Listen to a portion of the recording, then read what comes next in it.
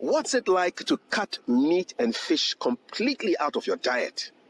Hi, and welcome to the Kafui Dey Show, and today we're looking at vegetarianism. My guest is a PR consultant for many years, and he will take us into his world. Hello, Kweku, and welcome to the Kafui Dey Show. Thank you, Kafui. Thank you. And hi to all your listeners. Fantastic. I'm just curious, how long have you been a vegetarian, and what made you decide to cut meat and fish out of your diet? Okay, I've been a strict vegan for 6 years now, but I started dabbling into vegetarianism in 2002. It was a process. In 1997, I stopped eating pork. And that was back when I was in the US. And then gradually I moved home. My dad was unwell. And the doctor sort of told me back then that, this problem could be hereditary and you need to start looking out for your health. And so I started, reading about vegetarianism. And then I met a gentleman by the name of Mr. Nathan Edu, who started the Asasepa restaurant opposite the Bank of Ghana next to Baden Powell. And he was a huge help in helping me to at least sustain it and actually seeing that a vegetarian diet was real.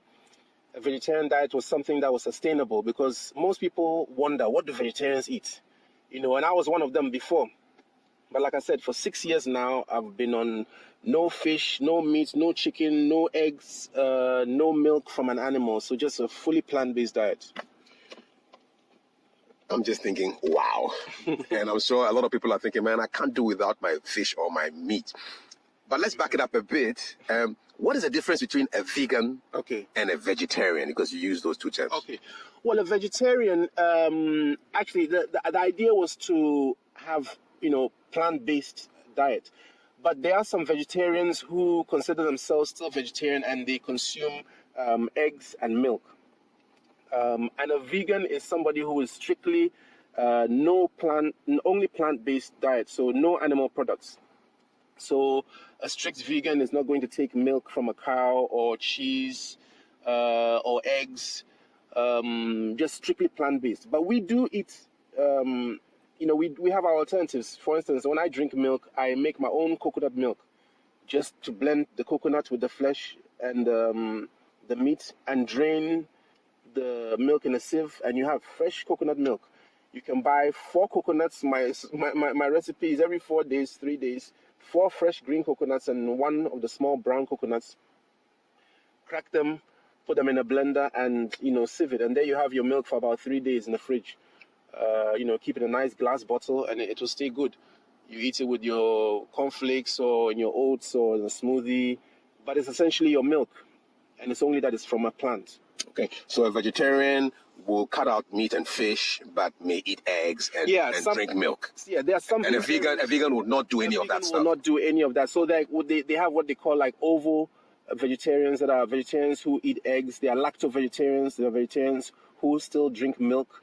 And then there's something called, I think, is a pescatarian, which is a vegetarian who still eats fish. But in my sense of the word, it should be a strict plant-based diet, and that's what I'm on now. So that's a vegan diet. Right. So listening to you, I would assume that you became a vegetarian or a vegan for health reasons, or Yes. for ethical reasons. You don't want to hurt animals. I mean, what's the reason? I started off for health reasons. Mm-hmm. I started off for health reasons because, like I said, I had a personal experience in the family where I had to, look to the future and take a smart decision. So it started off on health reasons. And then, along the years, I found out the cruelty that is involved in our diets. You are pulling the goat. The goat is crying. You can hear the goat. It feels that this is what's coming, and they're living beings too that have feelings. So it's a deep connection with nature when you know that you don't need to sustain yourself off of another's demise. But I didn't start off like that. Okay. I must say, I started off on the health reasons. But so it's a combination of health and ethical reasons. Yes, but now it's a combination of health and ethical. So if you can't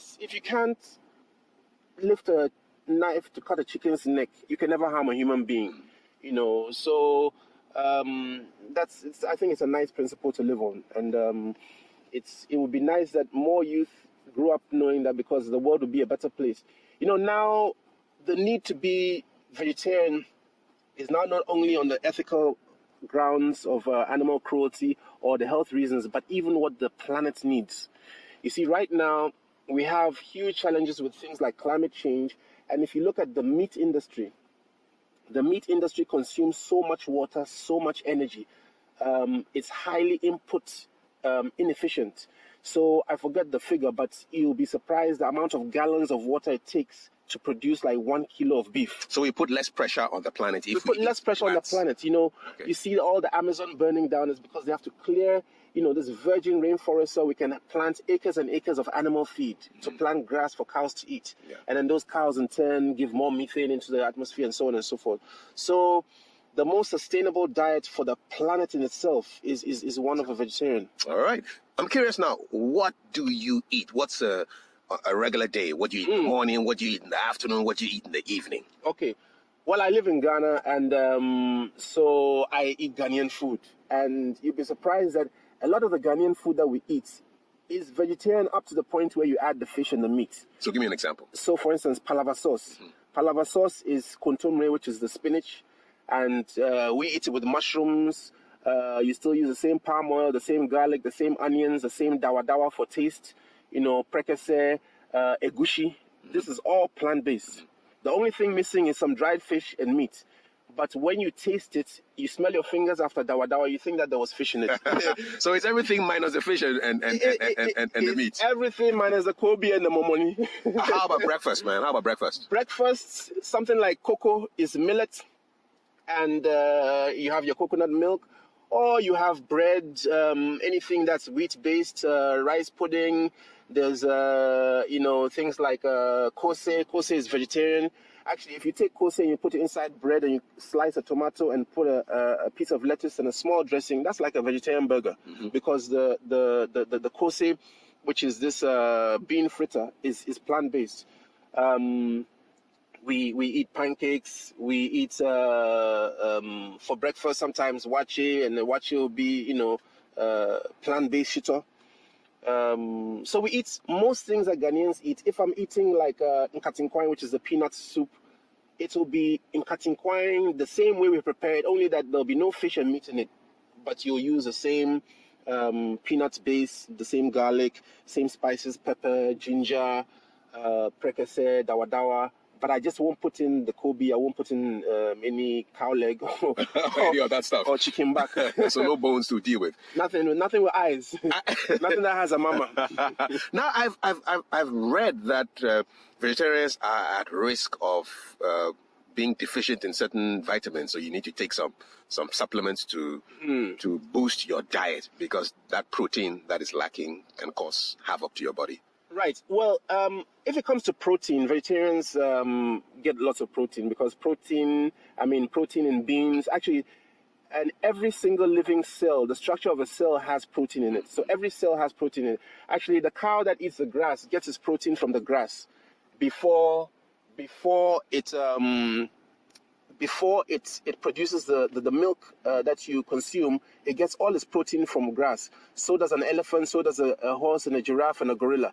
So a vegetarian has a wide variety of, legumes, lentils, pulses, beans. And then you have things like grains like fonio, which is a local grain in Ghana. It's very, very unknown, but it's an ancient 4,000-year-old grain. So you have the stuff that you need in what you eat. We have everything we need. And actually, you can create mixes. You can fry alunguntungun, the green soursop, the very hard one. And there's a way you do it, and you batter it with flour and fry it. It comes out like codfish. It actually even flakes off like codfish. Man, you're making me hungry, man, Kweku. You can have mushrooms, battered mushrooms, steamed mushroom kebabs. You can have them fried. You can have jackfruit that has been spiced. You think that you're eating, pork, pulled pork, whatever it is. But it's all about the spices. I don't like bland food. I'm a foodie myself. So it's got to taste really nice. It's got to taste nice. And people look at vegetarianism and they think all we eat is lettuce, maybe cucumbers and tomatoes, but that's far from it. A serious vegetarian, eats all that makes them happy, and we spice our food very nicely, and it has to taste good. I mean, you've given me all kinds of ideas, and as we're wrapping up this conversation, and there's somebody listening who wants to be a vegetarian, what would be your advice to that person? Well, I'll tell them that it's one of the smartest decisions that they could ever make in their lives, because you see, at the end of the day, the benefits of vegetarianism, they endure to you. The way that we are producing food and the way that animals are being produced right now with the high hormonal injections and all that, you have to start thinking about the future of your health. And if you eat a good vegetarian diet, you will really stay away from the hospital, because your immune system is always up. And I wouldn't want to, kid anybody. Vegetarianism is good for your health. For the past 6 years, I haven't been happier. And I look at myself and I look at some of my friends around me and I'm saying, you know what?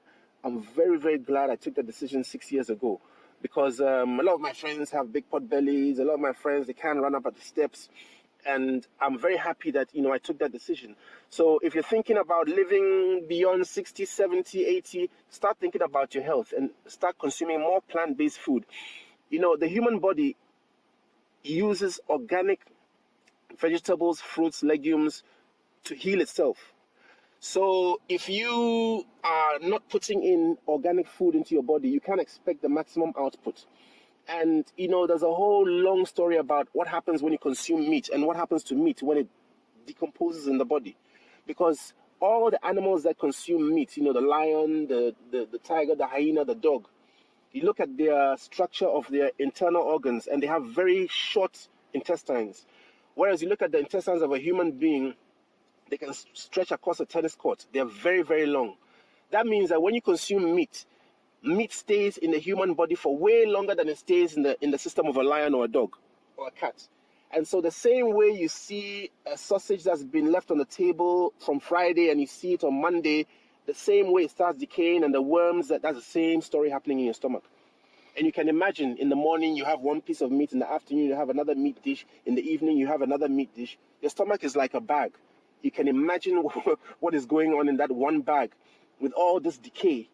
So meat in its breakdown releases so many toxins in the body. So a plant-based diet is a no-wahala diet. All right, that's a no-wahala diet, and that's how Kweku Baffour ends this edition of Kafui Dey Show. Kweku, thank you so much. Thank you for educating people and bringing awareness to the world. Indeed, and if you think you can't live without meat or fish, you may want to think again. I'd like to know your comments on this video. Like, comment, and share.